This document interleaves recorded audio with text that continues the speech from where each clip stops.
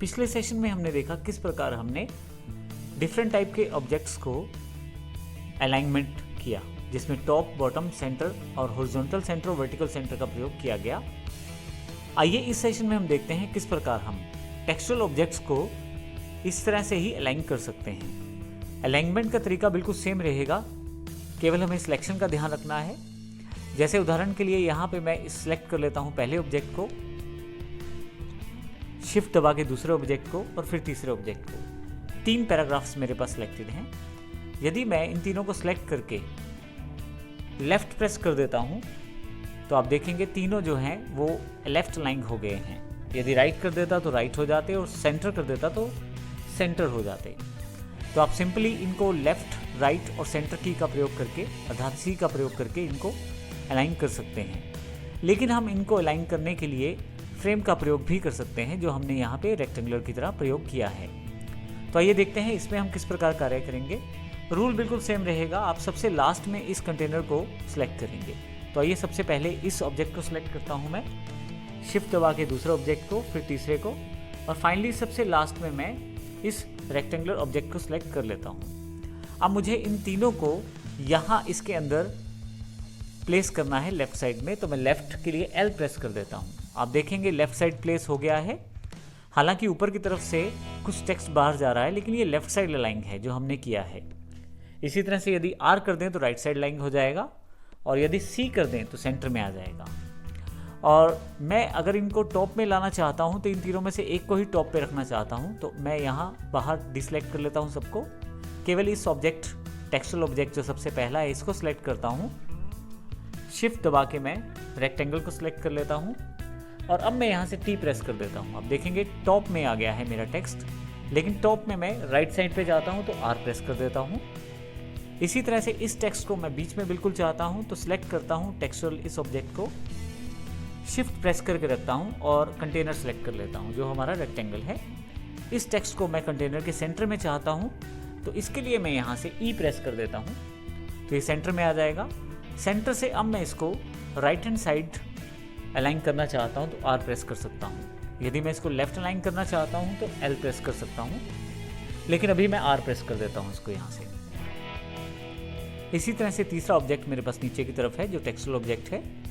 इसको मैं नीचे की तरफ प्लेस करना चाहता हूँ। सिलेक्ट करके शिफ्ट प्रेस करके मैं साथ में इस कंटेनर को सिलेक्ट कर लेता हूँ।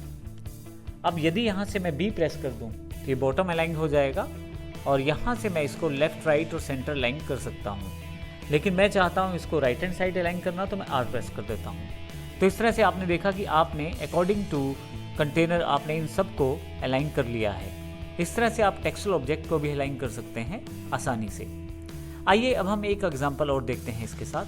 हमारे पास यहाँ पे 3 अलग अलग साइज की इमेजेस यहाँ पे हैं और मैं इन तीनों को इस बीच वाली इमेज के अकॉर्डिंग अलाइन करना चाहता हूँ। इसके लिए भी हम सेम रूल फॉलो करेंगे। तो ये देखते हैं किस प्रकार से हम इसको सेटअप कर सकते हैं। सबसे पहले मैं इस इमेज को क्लिक कर लेता हूँ, शिफ्ट प्रेस करके रखता हूँ और लेफ्ट साइड वाली इमेज को सिलेक्ट कर लेता हूँ। अब मैं यहाँ से शिफ्ट प्रेस करके रखता हूँ और लास्ट ऑब्जेक्ट के रूप में इस ऑब्जेक्ट को सिलेक्ट कर लेता हूँ जो बीच वाला इमेज है। अब यदि मैं यहाँ से T प्रेस करता हूँ तो आप देखेंगे बीच वाली इमेज के अकॉर्डिंग सभी बाकी दोनों इमेजेस को टॉप साइड पे प्लेस कर दिया गया है। यदि मैं B प्रेस करूं तो आप देखेंगे कि दोनों बाकी बची इमेजेस को बीच वाली इमेज के अकॉर्डिंग बॉटम पे प्लेस किया गया है। और यदि यहाँ से मैं E प्रेस कर दूं तो आप देखेंगे हॉरिजॉन्टली इसको सेंट्रलाइज किया गया है। और इसी तरह से यदि मैं यहाँ से L लेफ्ट या राइट या सेंटर का प्रयोग करूँ तो देखेंगे थोड़ा सा यहाँ पे असमंजस की स्थिति पैदा हो जाएगी, क्योंकि यदि आप लेफ्ट करते हैं तो तीनों ये एक साथ इकट्ठी हो जाएंगी। बड़ी पिक्चर सामने अगर आ गई है तो फिर आपकी दोनों पिक्चर्स छुप जाएंगी। मैं Ctrl Z कर देता हूँ। तो आप ध्यान रखें जब भी इन कीज कम्बिनेशन का प्रयोग करें तो ध्यान रखें आप कौन सी अलाइनमेंट करना चाहते हैं, कौन से ऑब्जेक्ट के अकॉर्डिंग अलाइनमेंट करना चाहते हैं, ये ज़रूरी है। मैं थोड़ा सा इसमें सीक्वेंस चेंज कर देता हूँ। अब की बार मैं शिफ्ट प्रेस करके रखता हूँ फर्स्ट ऑब्जेक्ट, सेकंड ऑब्जेक्ट और सबसे लास्ट में इस बड़े वाली पिक्चर को सिलेक्ट करता हूँ। अब जो भी मैं अलाइनमेंट करूँगा लास्ट जो बड़ी पिक्चर है उसके अकॉर्डिंग होगी। यदि मैं T प्रेस करता हूँ तो टॉप में, B प्रेस करता हूँ तो बॉटम में। आप देखेंगे ई प्रेस करता हूँ तो सेंटर में, इस इमेज के सेंटर में इसको स्पेसिफाई किया गया है। तो इस तरह से मैं आसानी से इन टूल्स का प्रयोग करते हुए अलाइन कर सकता हूँ अपने टेक्स्ट को भी और इन ऑब्जेक्ट्स को भी। अब यहाँ पे मैं इस फ्रेम को डिलीट कर देता हूँ, टेम्परेरी रूप में इसे डिलीट कर देता हूँ। अब देखेंगे कि मेरे पास ये जो पैराग्राफ से प्रॉपर्ली अलाइन हैं और जैसा मैं चाहता था मेरे ब्राउज़र में ये बिल्कुल सही बैठ रही हैं। अब मैं चाहता हूँ कि ये जो 3 इमेजेस हैं, इन 3 इमेजेस को इन 3 पैराग्राफ के साथ अलाइन करूँ और ये तीनों इमेजेस टेक्स्ट के बिल्कुल ऊपर वाले हेडिंग के साथ अलाइन हो। सबसे पहले मैं इस इमेज को सिलेक्ट करता हूँ, यहाँ पे प्रेस करता हूँ और रख लेता हूँ, शिफ्ट प्रेस करके रखता हूँ और टेक्स्ट को सिलेक्ट कर लेता हूँ। टेक्स्ट को इसलिए बाद में सिलेक्ट किया है क्योंकि मैं इस इमेज को यहाँ टॉप साइड पे अलाइन करना चाहता हूँ इस टेक्स्ट के साथ। अब मुझे केवल टी प्रेस करना है तो आप देखेंगे कि ये पिक्चर जो है एग्जैक्टली टॉप साइड पे अलाइन हो गई है। इसी तरह से इस इमेज को यहाँ पे अलाइन करना चाहता हूँ मैं, शिफ्ट प्रेस करके साथ में इस टेक्स्ट को सिलेक्ट कर लेता हूँ, टी प्रेस करता हूँ तो ये भी टॉप में अलाइन हो गई है। फाइनली इसको मैं सेट करना चाहता हूँ तो इसके लिए सबसे पहले मैं इमेज को यहाँ ले आता हूँ, फिर शिफ्ट प्रेस करके मैं टेक्स्ट को सिलेक्ट कर लेता हूँ और जैसे ही टी प्रेस करता हूँ तो ये इमेज भी मेरे पास ऊपर की तरफ आ गई है।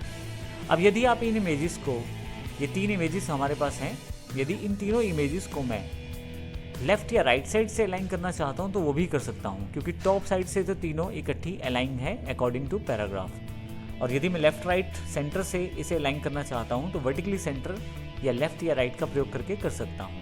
जैसे मैं यहाँ से एल प्रेस करता हूँ तो आप देखेंगे तीनों इमेजेस लेफ़्ट साइड पे अलाइन हो गई हैं। यदि मैं आर प्रेस करूँ तो राइट साइड पे, हालांकि बदलाव थोड़ा सा है लेकिन दिखाई दे रहा है।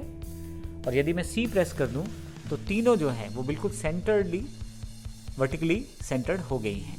तो इस प्रकार हम आसानी से किन्हीं भी ऑब्जेक्ट्स को अकॉर्डिंग टू रिक्वायरमेंट अलाइन कर सकते हैं और इस तरह से इसका अलाइनमेंट टूल्स का प्रयोग करते हुए अपनी डिज़ाइन और ड्राफ्टिंग को आसान कर सकते हैं। धन्यवाद।